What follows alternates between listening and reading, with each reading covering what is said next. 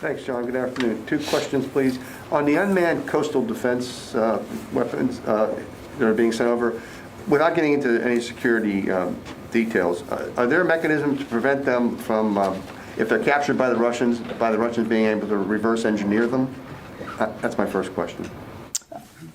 I don't even know how I could answer that question. I mean, we're going to give these capabilities to the Ukrainians so that they can use them to help defend their coasts. That's our focus. That's our attention right now. I'm not going to talk about a hypothetical capture by the Russians and what that would do or what that would mean. Okay.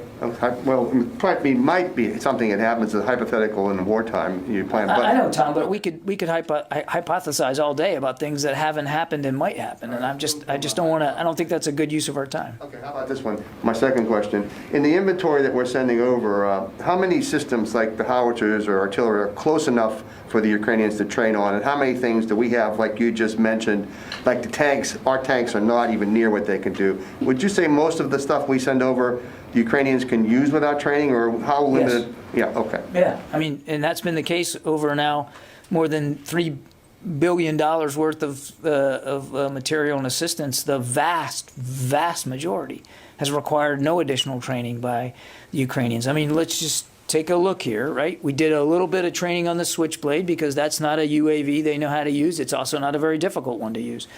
We're going to get some training for a small number of Ukrainians on the howitzers and the 155 artillery because they don't use that caliber and they don't have in their stocks American howitzers. But as I said the other day, artillery pieces are not all that radically different from one another, and we don't think it's going to take very long for them to go through the training on that. We're looking at to the degree to which we need to familiarize them with these radar systems, these portable radar systems that we're going to flow over. We don't have all that nailed down yet, but we're looking at that. We also don't think that's going to require a whole heck of a lot of time.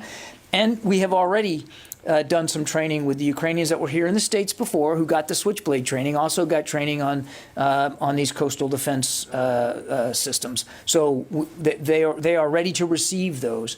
We're doing the best we can to focus on, A, the kinds of capabilities we know they need and that they say they want and are using.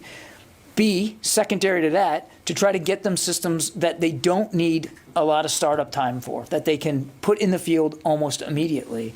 And short of that, where we can't meet one or two, to be able to provide some level of familiarization and or training as required.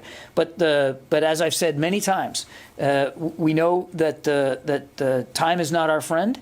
And the clock is a bit of an enemy here too. So I think we can be forgiven for wanting to make sure that we get stuff to them that they can use quickly and effectively in the field. And if there is a training component, that it can be as short as possible, so that they are not distracted by the fight they're in terms of training and education. Yeah.